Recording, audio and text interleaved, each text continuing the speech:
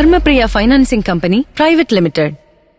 ഒറ്റപ്പാലത്തെ കുടിവെള്ള പ്രശ്നം പരിഹരിക്കണമെന്ന ആവശ്യം ശക്തമാകുന്നു. ഒറ്റപ്പാലത്ത് ദിവസങ്ങളായി കുടിവെള്ളം ലഭിക്കാതെ ഒട്ടേറെ കുടുംബങ്ങൾ. ഒറ്റപ്പാലം നഗരസഭയിലെ വരോട്, തോട്ടക്കര, പനമണ്ണ സൗത്ത്, കണ്ണയമ്പുറം തുടങ്ങിയ പ്രദേശത്തെ 400ഓളം വരുന്ന കുടുംബങ്ങളാണ് കുടിവെള്ളമില്ലാതെ ദിവസങ്ങളായി ബുദ്ധിമുട്ടുന്നത്. ഒറ്റപ്പാലം ചെർപ്പുളശ്ശേരി റോഡ് നവീകരണ പ്രവൃത്തിക്കിടെ കുടിവെള്ള പൈപ്പ് ലൈനുകൾ തകരാറിലാവുന്നത് സ്ഥിരമായിരിക്കുകയാണ്. വരോട് മേഖലയിൽ 10 ദിവസത്തിൽ അധികവും, തോട്ടക്കര പ്രദേശത്തേക്ക് 5 ദിവസവും, പനമണ്ണ സൗത്ത്, കണ്ണയമ്പുറം പ്രദേശത്തേക്ക് 4 ദിവസവുമായി കുടിവെള്ള വിതരണം തടസ്സപ്പെട്ടിട്ട്. വാൾവ് മാറ്റിയിട്ടും ഇപ്പോഴും കുടിവെള്ളം വിതരണം കൃത്യമാക്കുവാൻ വാട്ടർ അതോറിറ്റിക്ക് സാധ്യമായിട്ടില്ല. വെള്ളത്തിന്റെ പ്രഷർ കാരണം അടിക്കടി പൈപ്പ് ലൈൻ പൊട്ടുന്ന സാഹചര്യമാണ് നിലവിൽ ഉള്ളത്. ഒട്ടേറെ കുടുംബങ്ങളാണ് ഇതുമൂലം കുടിവെള്ളമില്ലാതെ കഷ്ടപ്പെടുന്നത്. അടിയന്തര ഇടപെടൽ നടത്തി പ്രശ്നത്തിന് പരിഹാരം കാണണമെന്ന് വാർഡ് കൗൺസിലർ ടി ലത പറഞ്ഞു.